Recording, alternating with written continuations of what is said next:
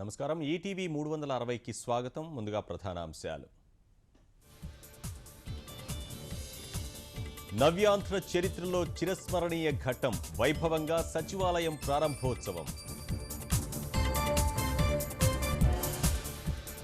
తొలి రోజే దస్త్రాలను పరిశీలించిన చంద్రబాబు, ఉద్యాన రైతుల రుణమాఫీపై మొదటి సంతకం.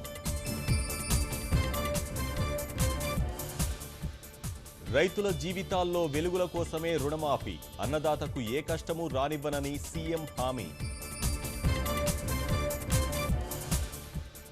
రాజధానిలో పనిచేసే ఉద్యోగులకు 5 రోజుల పని, 30% హెచ్ఆర్ఏ, 5,000 ఇళ్లు. పోలవరం ప్రాజెక్టును గడువులోగా పూర్తి చేస్తాం, నిధుల కేటాయింపుపై రాష్ట్రానికి కేంద్రం భరోసా. జోరందుకున్న ఇంకుడు గుంతల మహోద్యమం, జల సంరక్షణకు ముందుకొస్తున్న ఊరు వాడ.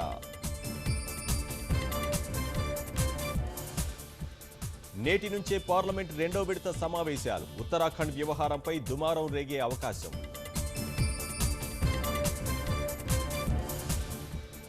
పశ్చిమ బంగాల్లో నేడు 4వ దశ ఎన్నికలు, బరిలో పలువురు తృణమూల్ మంత్రులు.